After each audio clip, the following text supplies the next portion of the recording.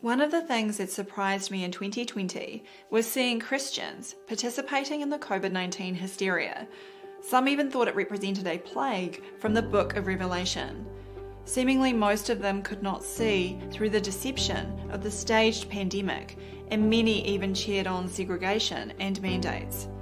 As we wrote in our book, The Final Pandemic, the belief that germs from the natural environment or a laboratory are attacking us has led most of the population to go along with lockdowns, civil rights restrictions, unprecedented peacetime censorship, and more vaccines. Apparently, many Christians also believe in contagious germs. Over the years, we have been sent correspondence from those who claim that the Bible supports germ theory and from those who say that it does not. In this video, we'll examine the word and see who is following it correctly.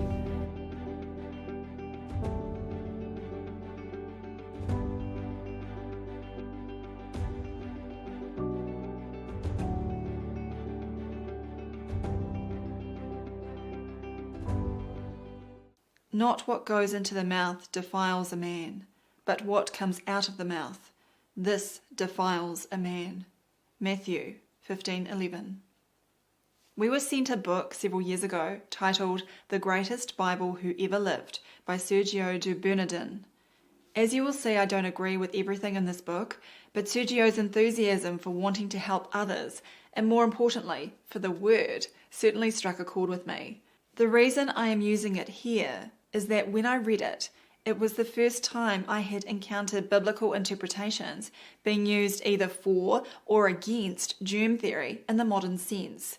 Additionally, the way the book presents the arguments is typical of the correspondence we have been sent by those who ask if the Bible does support concepts such as viruses and germ theory. Chapter 16 of the book is titled Science in the Bible and opens with, "The Bible might not be a book of science, but it may surprise you to know that every single time a scientific detail is discovered between its covers, it is quite accurate." It moves to example 1 and states, "Infections. Until the mid-19th century, a staggering number of gravid women were strangely dying soon after pregnancy. Reasons? Unknown. It was brought to light later that before assisting the expectant mothers, pre- or post-birth, the doctors had been performing autopsies in adjacent hospital rooms.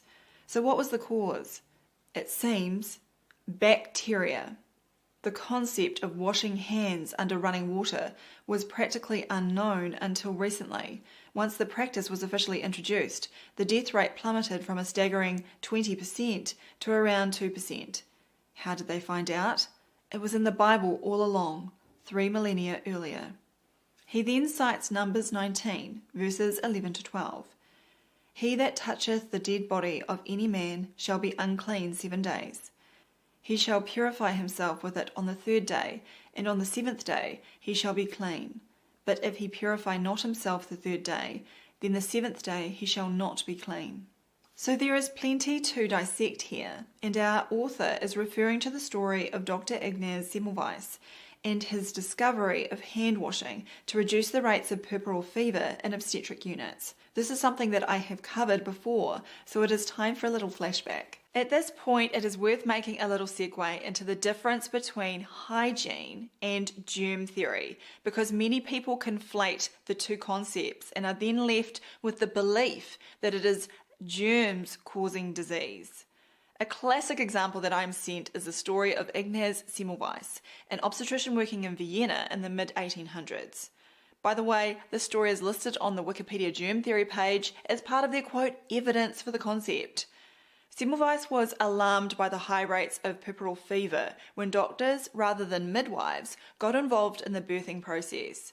He insisted that doctors start washing their hands between performing autopsies and examining patients, which subsequently resulted in the mortality rate of mothers dropping by 90%.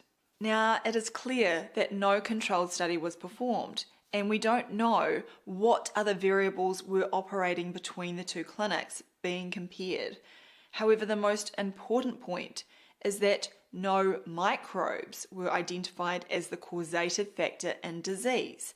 It was and remains simply presumed to be the case. Semmelweis advised washing the hands with a bleach solution to get rid of the putrid smell following the handling of autopsy tissue. In other words, it was disgusting, diseased, and dead tissue, not the sort of toxic brew that a woman needs inside her. They did not reduce the brew to an independent variable such as a pure culture of a particular bacterial species, and no experiments have shown such cultures to have pathogenic abilities through normal exposure routes.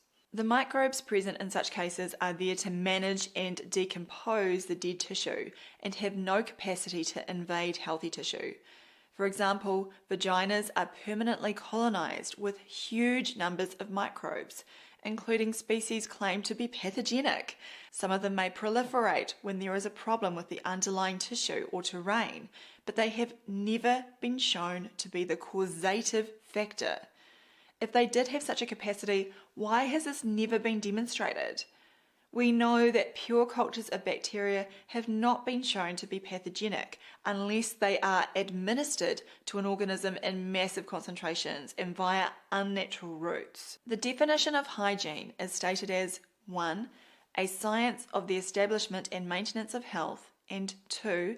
Conditions or practices, as of cleanliness, conducive to health. You can see there is no need to bring in alleged pathogens and germ theory when it comes to the concept of hygiene. As one of my major inspirations, Dr. Ulrich Williams would say, "Don't fight disease, but practice good health." You can learn more of his wisdom and the fallacies of the war against bugs in the book Terrain Therapy. Cleanliness does not mean sterility or the killing of all microbes. The microbes are vital for our very survival. In fact, eradication of all the microbes in and on your body would result in death shortly after. However, if hygiene is neglected and the condition of the body deteriorates, then they will certainly commence their cleanup. And like many decontamination processes, some of the byproducts may also be toxic. So those of us that have provided refutations of germ theory point out that it was not bacteria per se that was shown to be dangerous, but diseased and rotting biological tissue. The crucial point is that employing hygienic practices for preventing disease does not equate to evidence for contagious germs. With regard to Numbers 19:11, "He that toucheth the dead body of any man shall be unclean 7 days."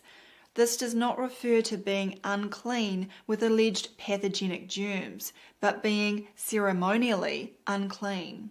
Another example of ceremonial uncleanliness is stated in Leviticus 12:2. "Speak to the children of Israel, saying, If a woman has conceived and born a male child, then she shall be unclean 7 days, as in the days of her customary impurity she shall be unclean." Even germ theory enthusiasts do not usually consider childbirth and menstruation to be infectious, so I doubt they would be calling on this reference for support. Indeed, there are further passages on the concept of unclean contained in other chapters of Leviticus, the book between Exodus and Numbers in the Torah.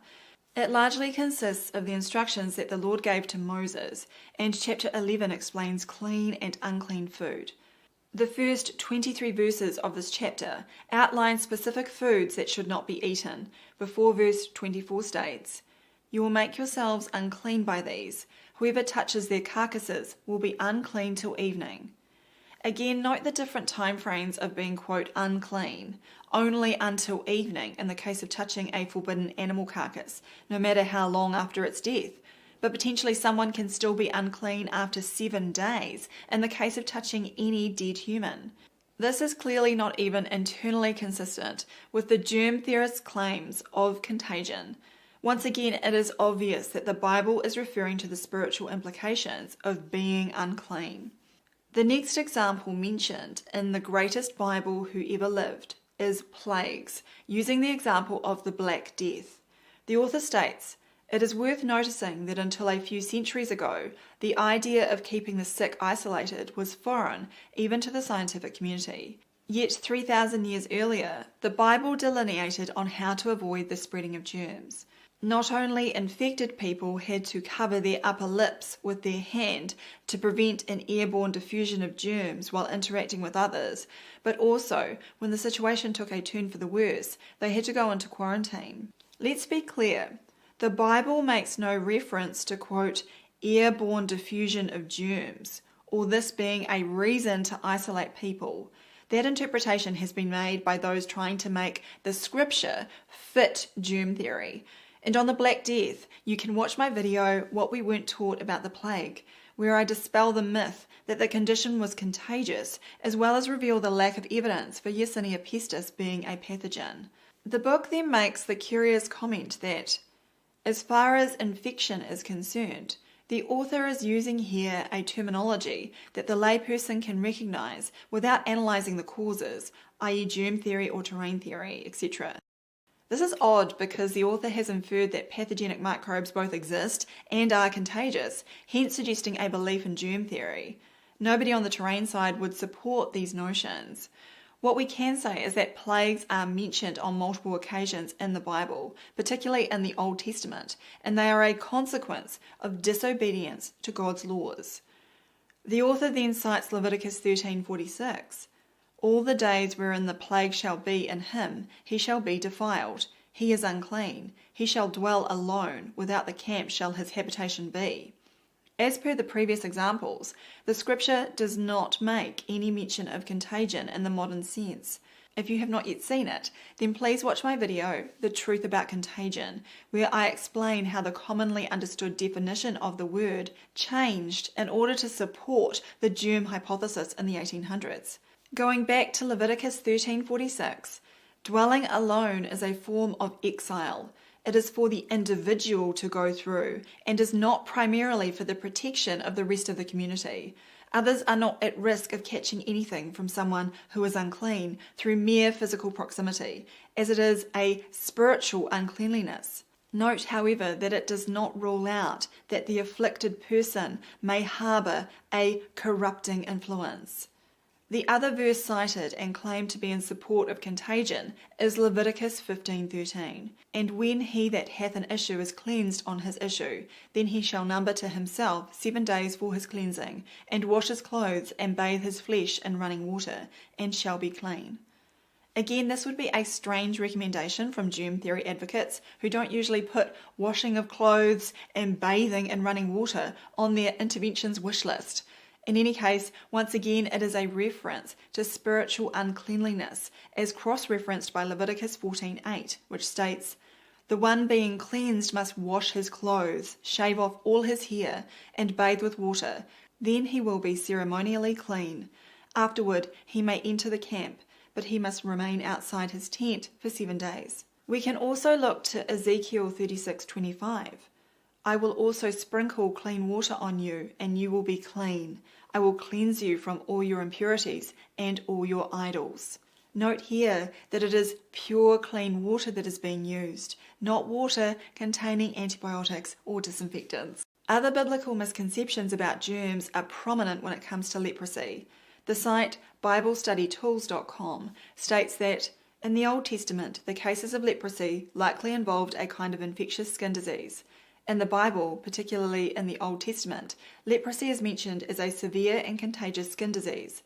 The book of Leviticus contains detailed instructions on how to identify and manage cases of leprosy within the community. Then links to Leviticus 13 and 14 are provided. However, Leviticus does not state that leprosy is contagious, and it advises that anyone with the condition seeks help from a priest. The priests were apparently not bothered by, quote, catching the condition. Leviticus 13:11 states that it is a chronic skin disease, and the priest shall pronounce them unclean. He is not to isolate them because they are already unclean. Once again, this would be completely at odds with germ theory, which would consider the individual contagious at this time. I'm not going to get into all the scientific details here concerning the supposed cause of leprosy, Mycobacterium leprae. You can read and watch dozens of our other articles, videos, and books that reveal the complete lack of evidence for bacteria being pathogenic.